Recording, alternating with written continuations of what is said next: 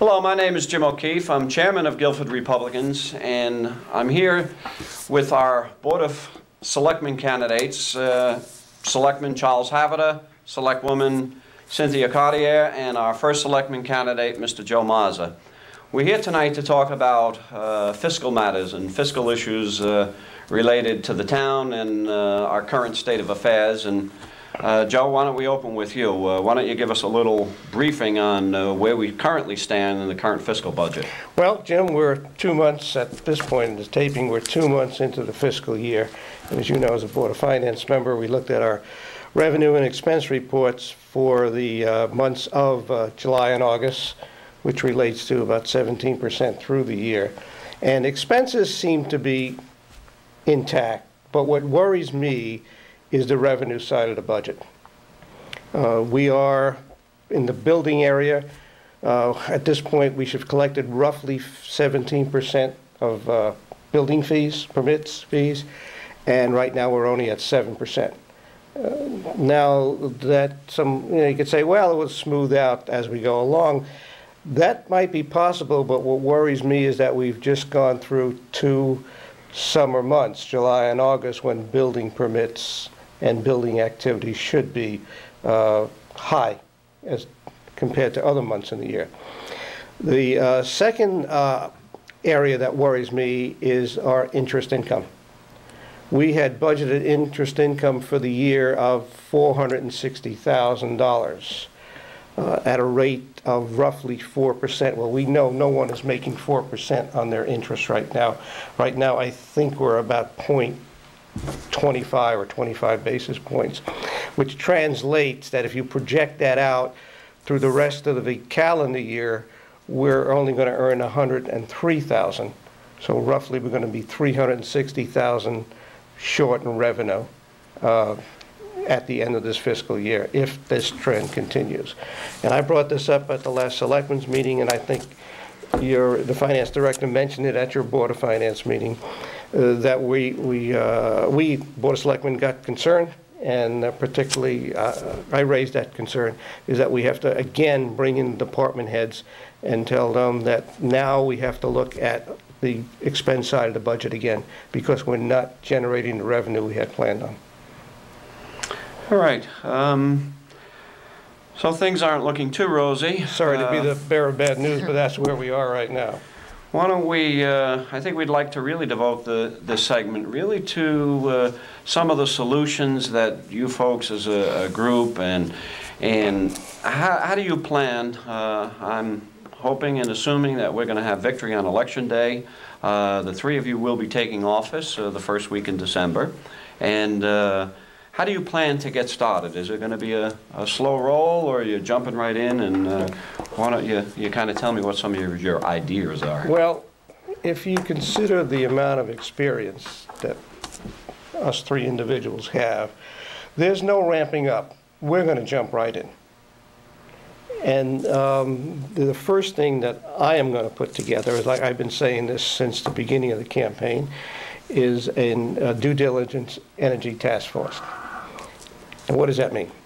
Well, that means of putting together a group of volunteer professional turnaround people to do a top-to-bottom review of the entire town operation, to identify inefficiencies and correct them so we can become more efficient, to interview all town personnel, because these are the individuals that work for us day in, day out, and they work on their task, obviously, day in and day out.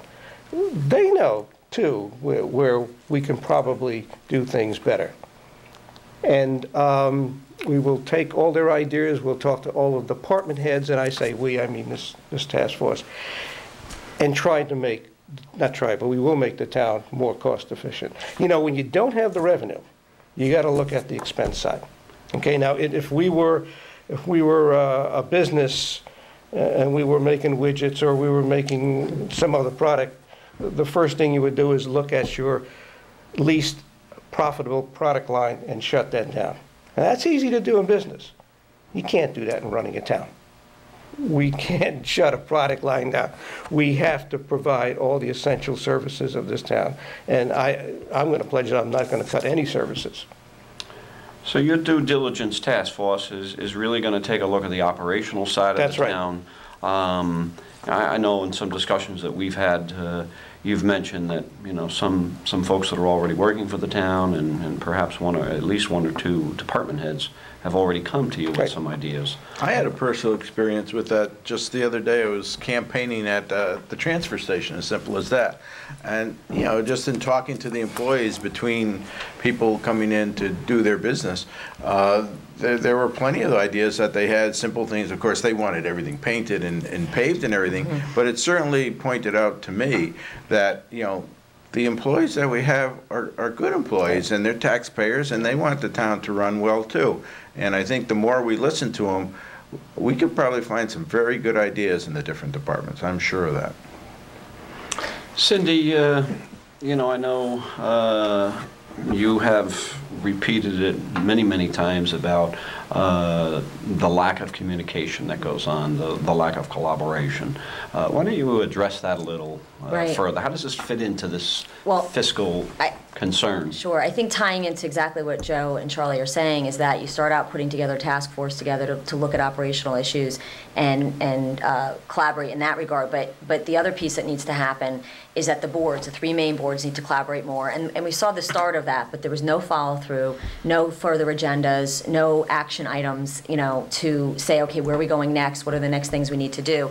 And when I mean the three boards, the Board of Finance, the Board of Ed, and the Board of Selectmen, there needs to be, you know, due to the current fiscal state of this town, that there should have been a lot more meetings, intermeetings between those three boards, and a lot more communication, not just the three heads, and you hope you hear about it, but between everybody. I mean, everybody serving has something to offer. And, you know, obviously we think we have a more sound plan in place, and we will do it in place, and we've been able to do a lot of things despite the current environment. But I think having more of that collaboration and utilizing all the talent and the resources. Then going to the next level, we have a number of boards and commissions in town, and they're out there on their own, like on their own islands, doing things, putting together wonderful things, but again, not connecting the dots with some of the other boards and what some of the plans are. So getting some of those other boards on the same page and at the same table needs to occur as well, and then taking it further, the increased communication and collaboration with the department heads. Again, I had recommended this last year, Joe and I recommended it. It happened a couple meetings where the department heads come in during the current fiscal crisis last year, but again, no follow-through, no continued action items, and the department heads, even some of the department heads told me that they were frustrated, that they would have liked to have more interaction with us. I mean, but we sit down with them once a year when we're actually doing the budget. That's not when you start planning. You don't plan right when you're doing the budget. You start to plan a year ahead of time. So you should be starting to meet with department heads right at the beginning of the fiscal year, planning for the following fiscal year. And I think that that needs to occur as well, and then you get a lot of this open dialogue we're talking about, because the bottom line is everybody wants to fix what's going on. Nobody wants to be in the situation we're in, and you know what? We shouldn't be. It's unconscionable that we're in the situation we're in right now. That's what bothers me. Jim,